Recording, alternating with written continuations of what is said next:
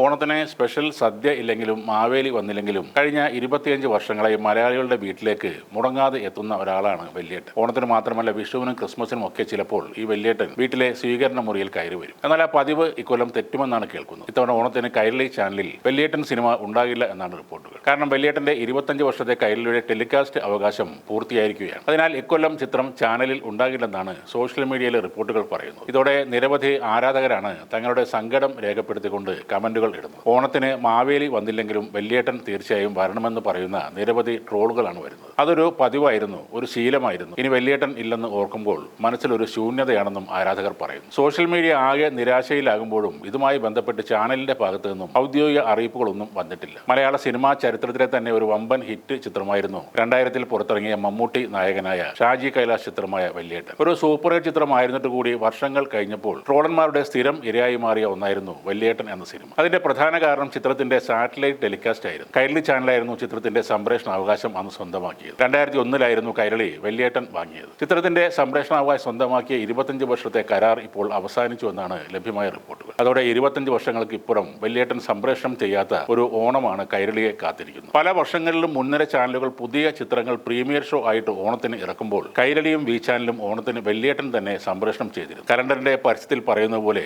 ആഘോഷം എന്തുമായിക്കൊള്ളട്ടെ, സിനിമ വല്യേട്ടൻ തന്നെ എന്നതായിരുന്നു കൈരളിയുടെ നിലപാട്. കുറഞ്ഞത് ആഴ്ചയിൽ ഒരിക്കലെങ്കിലും ചിത്രം വി ചാനലിലും സംപ്രേഷണം ചെയ്തിരുന്നു. ഒരു TV ചാനൽ തന്നെ ഏറ്റവും കൂടുതൽ തവണ പ്രദർശിപ്പിച്ച സിനിമ എന്ന അപൂർവ റെക്കോർഡും കൈരളി വല്യേട്ടൻ എന്ന സിനിമയിലൂടെ സ്വന്തമാക്കി. കണക്കുകൾ പ്രകാരം 950 തവണയാണ് ഈ ചിത്രം ചാനലിൽ സംപ്രേഷണം ചെയ്തത്. ഇപ്പോഴും കൈരളി TV സാറ്റലൈറ്റ് റൈറ്റ്സ് പുതുക്കുകയാണെങ്കിൽ ചിത്രം ആ ചാനലിൽ തന്നെ തുടരും. എന്നാൽ ചിത്രത്തിന്റെ പുതിയ സാറ്റലൈറ്റ് അവകാശം സ്വന്തമാക്കാൻ പ്രമുഖ മലയാളം ടെലിവിഷൻ ചാനലുകളും ശ്രമം തുടങ്ങിയിട്ടുണ്ടെന്നാണ് വിവരം. സൂര്യ TV, മഴവിൽ മനോരമ തുടങ്ങിയ മുൻനിര ചാനലുകൾ അടക്കം ഇതിന് പിന്നിലുണ്ടെന്നും ചില റിപ്പോർട്ടുകൾ സൂചിപ്പിക്കും. അതേസമയം കളിയാക്കിയാലും ട്രോളുകൾ വന്നാലും വല്യേട്ടൻ കൈരളിയിൽ തുടരണമെന്നാണ് ഭൂരിഭാഗം പ്രേക്ഷകരും പറയുന്നത്. 1/4 നൂറ്റാണ്ടോളം കാലം ഓണക്കാലവും ആഘോഷവേളകളും മനോഹരമാക്കിയ കൈരളി ചാനലിന്റെ ഐശ്വര്യമായിരുന്നു വല്യേട്ടൻ എന്നാണ് അവർ പറയുന്നത്. ഇതിന് കാരണം 25 വർഷങ്ങൾക്ക് മുമ്പ് മലയാള ടെലിവിഷൻ രംഗത്തെ തന്നെ ഞെട്ടിച്ചുകൊണ്ടാണ് കൈരളിയിൽ വല്യേട്ടന്റെ ഷോ ആരംഭിക്കുന്നത്. 2001 തിരുവോണം ദിനത്തിൽ ഉച്ചയ്ക്ക് 2 മണിക്ക് റിലീസ് ചെയ്ത് 1 വർഷം തികയുമ്പോൾ തന്നെ വല്യേട്ടൻ കൈരളി ചാനലിൽ വന്നത് ഒരു ഞെട്ടലോടുകൂടി തന്നെയായിരുന്നു അന്നത്തെ പ്രധാന ചാനലുകളായ